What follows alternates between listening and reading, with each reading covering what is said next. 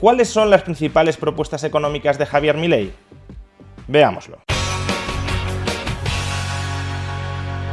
Javier Milei fue el candidato más votado en las recientes elecciones primarias de Argentina, y su partido, La Libertad Avanza, también fue la formación política que recibió más apoyo. Este éxito electoral se logró con un programa que ya desde el principio reza lo siguiente: el liberalismo es el respeto irrestricto del proyecto de vida del prójimo, basado en el principio de no agresión y en la defensa del derecho a la vida, la libertad y la propiedad privada.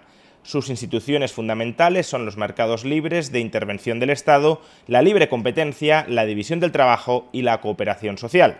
La Libertad Avanza es una alianza de gobierno que reúne, convoca y se dirige a hombres y mujeres de toda condición social, conformada por distintos partidos políticos y creada para impulsar políticas liberales que coadyuven al despegue económico, político, cultural y social que los argentinos necesitamos para volver a ser el país pujante que éramos a comienzos del año 1900. La Libertad Avanza propone un gobierno que propicie el desarrollo personal de sus habitantes, garantizando las libertades conferidas por la Constitución Nacional y que respete e incentive el esfuerzo y el mérito. La administración apropiada de las áreas de gobierno brindarán las herramientas necesarias para el pleno desarrollo de las personas en un contexto social y económico que reivindique los valores del pensamiento autónomo, crítico y libre, que propicie la cultura de los ciudadanos creativos, racionales, que transmitan valores que convoquen al crecimiento personal y colectivo, tal que podamos proyectarnos como una sociedad moderna, confiable y pujante. A principios del siglo pasado, la matriz productiva de la Argentina se mantenía gracias al esfuerzo, trabajo y motivaciones de ascenso social de su clase media trabajadora, quienes, producto del sacrificio personal y colectivo, encontraban en esta tierra prometida el lugar para crecer que les era negado en sus países de origen. Los gobiernos populistas y totalitarios que marcaron el cambio de época de mediados del siglo pasado coadyuvaron para la relajación de esta metodología de vida y trabajo. La intromisión del Estado paternalista, que proveía de bienes de capital a sus habitantes, inhibió la iniciativa privada de crecimiento de esa clase media y fundamentalmente de las clases más bajas y necesitadas, y llevó a la relajación de los esfuerzos que nos han colocado en el estado de situación actual. Un 50% de la población por debajo de la línea de pobreza, disminución drástica de las empresas privadas argentinas, índices de analfabetismos impensados cuando ya el siglo pasado fuimos el primer país del mundo en erradicarlo, y donde la mayoría de los egresados del sistema educativo no comprenden textos, fuga de cerebros de los jóvenes que buscan un futuro mejor, elevado índice de desnutrición infantil, producto de la falta de cloacas y agua potable. Las políticas populistas, que parecían bien intencionadas, demostraron a la postre que eran producto de una planificación asfixiante para alcanzar el enquistamiento de quienes las aplicaban y que las oposiciones que las sucedieron no supieron, no quisieron o no pudieron revertir, agravando aún más el problema. Ese Estado paternalista ha salido a competir con la iniciativa privada de las empresas, las personas y particularmente los jóvenes, que terminaron quebrando o yéndose del país en busca de mejores condiciones económicas, jurídicas y laborales en pos de la esperanza y en búsqueda de su crecimiento. Así transcurrieron más de 70 años y revertir y concretar la reforma integral que se necesita costará, según lo proyectado desde La Libertad Avanza, 35 años en 3 etapas sucesivas. La primera etapa implica un fuerte recorte del gasto público del Estado y una reforma tributaria que empuje una baja de los impuestos, la flexibilización laboral para la creación de empleos en el sector privado y una apertura unilateral al comercio internacional. Ello acompañado por una reforma financiera que impulse una banca libre y desregulada junto a la libre competencia de divisas.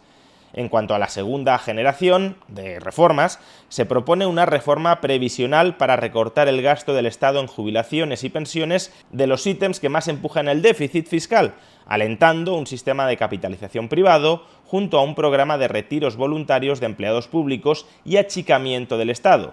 Por otro lado, se propone reducir el número de ministerios a 8. En esta etapa comenzarán a eliminarse de forma progresiva los planes sociales a medida que se generen otros ingresos como consecuencia de la creación de puestos de trabajo en el sector privado, liquidación del Banco Central de la República Argentina estableciendo un sistema de banca Simons con encajes al 100% para depósitos a la vista. Es decir, que esto no me gusta, pero no voy a entrar ahora a criticarlo. Finalmente, la tercera generación de reformas incluye la reforma profunda del sistema de salud con impulso del sistema privado, competitividad libre entre empresas del sector, una reforma del sistema educativo y la ampliación de un sistema de seguridad no invasivo para la población y la eliminación de la coparticipación. Y para lograr todos estos objetivos, ¿qué propone, qué promete, qué se compromete a hacer Javier Milei?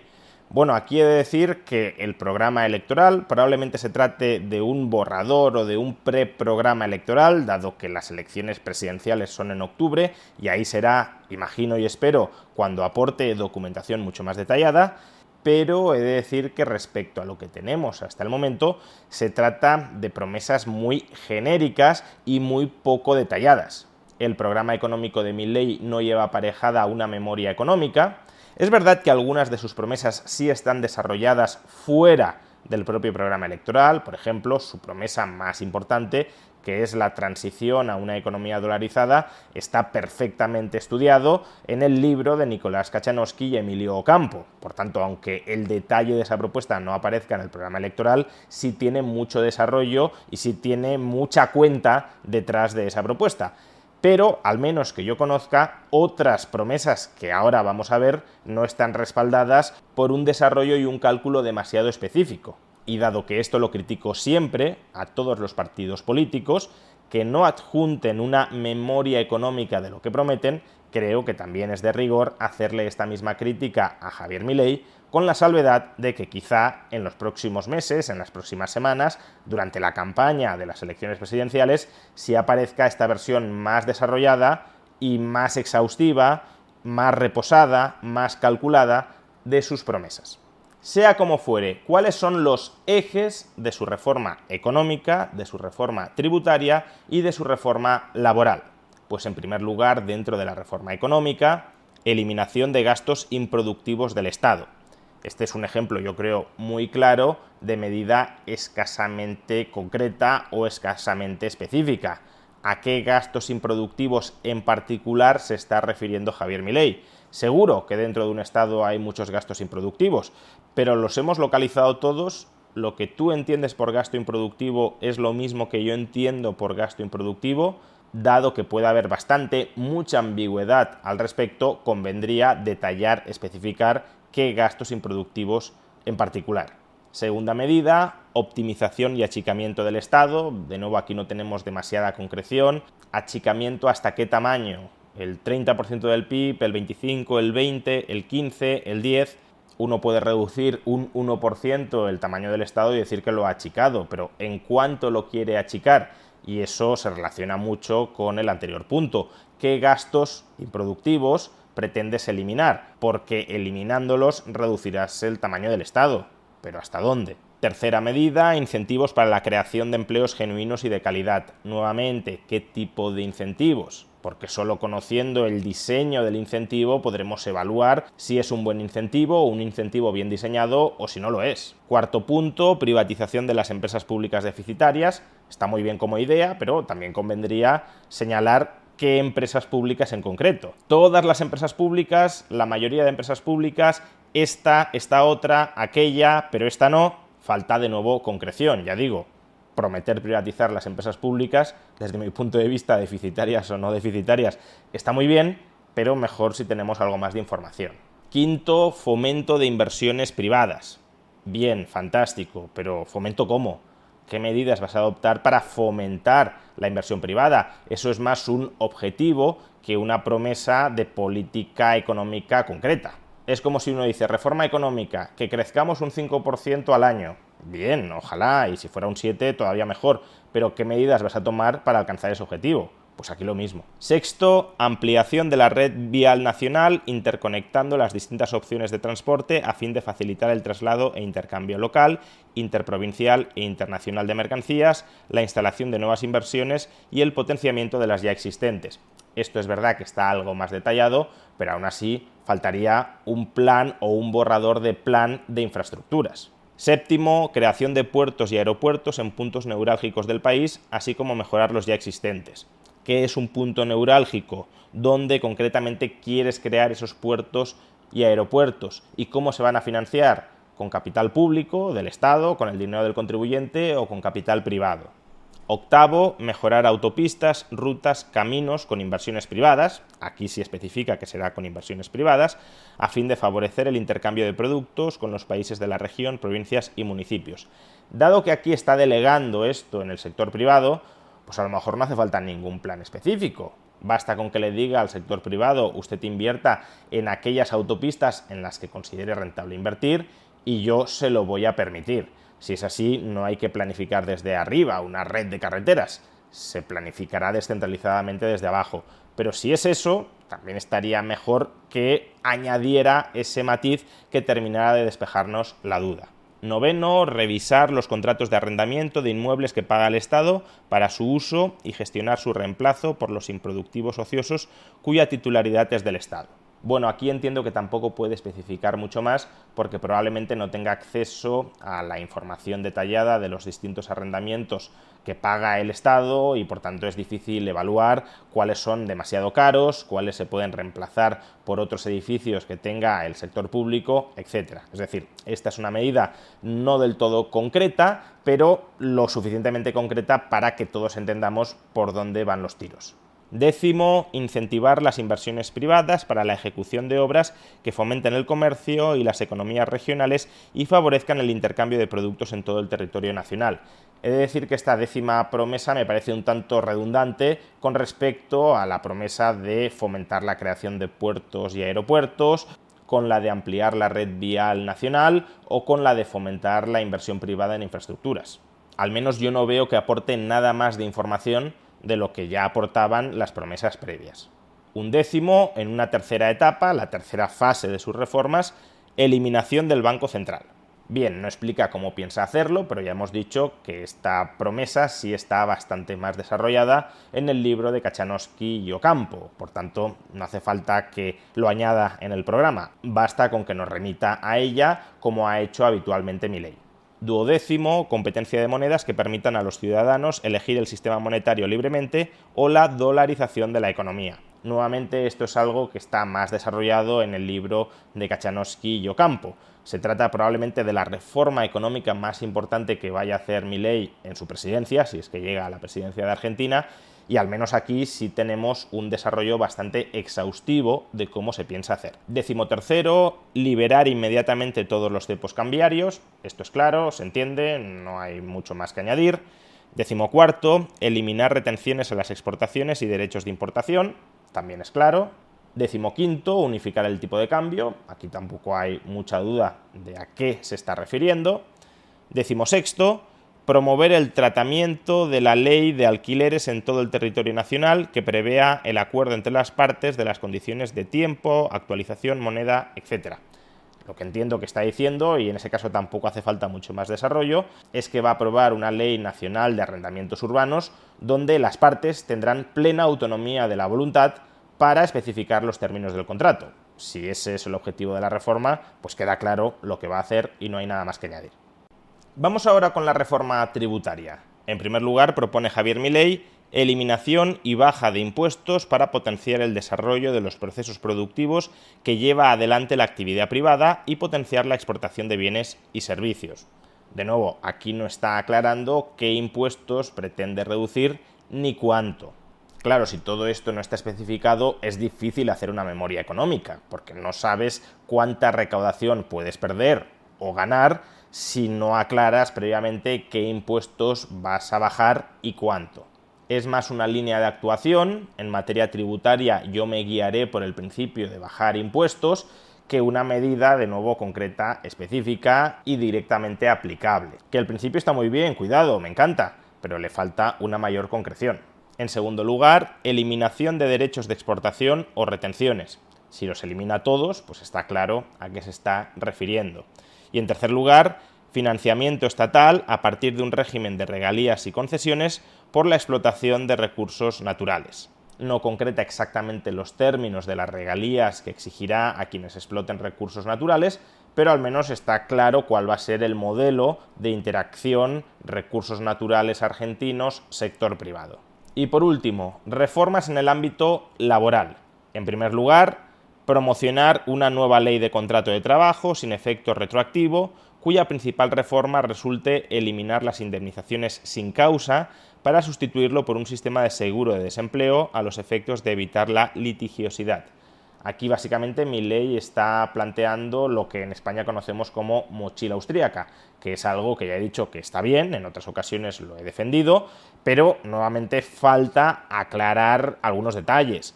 Por ejemplo, cuál va a ser el tipo de cotización de los trabajadores para ir acumulando un seguro que reciban una vez sean despedidos. No es lo mismo una cotización del 1% mensual que del 2%, que del 3%, etc. Y esos detalles faltan para entender cuál va a ser la cuantía de la indemnización por despido y cuál va a ser el coste de implementarlo en estos momentos. Segunda medida en materia laboral: reducir las cargas patronales que graven el trabajo. Bien, se trata de reducir cotizaciones sociales sobre la empresa, pero ¿reducirlas cuánto? Falta, nuevamente, especificar, concretar, detallar qué vas a hacer con las cotizaciones sociales a cargo de la empresa. Está claro que no las vas a subir, está claro que las vas a bajar, y eso no es poco, pero necesitamos saber algo más. No es lo mismo bajarlas un punto que 10. En tercer lugar, promover la libertad de afiliación sindical. Bien, que no haya afiliación obligatoria a ningún sindicato y que los sindicatos, entiendo, no tengan privilegios ni puedan coaccionar a nadie para que se afilie a ese sindicato. Está bien. Cuarta medida, promover la limitación temporal de los mandatos sindicales. De acuerdo, pero de nuevo estaría mejor si se concretara. Reducir la duración de los mandatos sindicales a cuánto tiempo. Quinta medida, reducir los impuestos al trabajador. Otra vez, no hay mucha concreción aquí. ¿Cuánto se van a reducir los impuestos que gravan el trabajo, que gravan los salarios de los trabajadores? Si no se especifica cuantía, no sabemos si estamos ante un ajuste meramente cosmético o estamos ante un cambio de muchísimo más calado. Pero claro, si quieres reducir mucho los impuestos, que está genial, tendrás que presentar correlativamente una batería de ajustes del gasto para cuadrar las cuentas, sobre todo porque el principal problema histórico que tiene el Estado argentino es su abuso y su dependencia del déficit público. Por tanto, si Milei aspira, como entiendo que aspira, a cuadrar las cuentas precisamente para estabilizar la moneda, si prometes bajadas de impuestos importantes, tendrás que ejecutar recortes del gasto importantes. Y ahí es justamente donde conviene especificar cuánto vas a bajar los impuestos y qué gastos vas a recortar para cuadrar las cuentas. Sexto, recuperar con inversión privada las escuelas de artes y oficios. Bueno, básicamente que se abrirá al sector privado ese itinerario formativo. Si se encarga con autonomía al sector privado, tampoco tiene que aclarar mucho más Javier Milei, porque eso ya es planificación descentralizada y privada, no planificación estatal. Séptimo, crear una bolsa de trabajo pública con financiamiento privado. No entiendo exactamente a qué se refiere esta medida. Quizá en el contexto argentino se entienda mucho mejor, pero yo al menos no me imagino a qué se está refiriendo con esto. Y si yo no me lo imagino, quizá otras personas tampoco se lo imaginen, lo cual pone de manifiesto que falta concreción, detalle, explicación, desarrollo de qué se quiere hacer con esto. Octavo, reemplazar la actual ley de riesgos del trabajo sin efecto retroactivo por una legislación acorde al contexto internacional. Otra vez, no sabemos muy bien cómo piensa reemplazar esa ley, porque acorde al contexto internacional es algo muy ambiguo. ¿Acorde al contexto internacional de qué países? Porque no es lo mismo España que Suiza, que Dinamarca o que Estados Unidos. Con lo cual, claro, el contexto internacional es algo muy elástico que te puede servir para justificar casi cualquier cosa. Que si te sirve para justificar un avance liberal en esa materia, perfecto, pero estaría mejor aclararlo, detallarlo en el programa electoral. Noveno, recuperación y jerarquización de la carrera administrativa estatal. Otra vez estamos más ante un principio de cómo organizar el empleo público que de un plan más o menos detallado de cuáles serán las jerarquías y los requisitos para ir ascendiendo a lo largo de esa jerarquía. Y punto décimo dentro del apartado de reforma laboral, achicar el Estado con la oferta de retiros voluntarios, jubilaciones anticipadas, revisión de contratos de locación de obra y de servicios que no puedan explicar su razón de ser.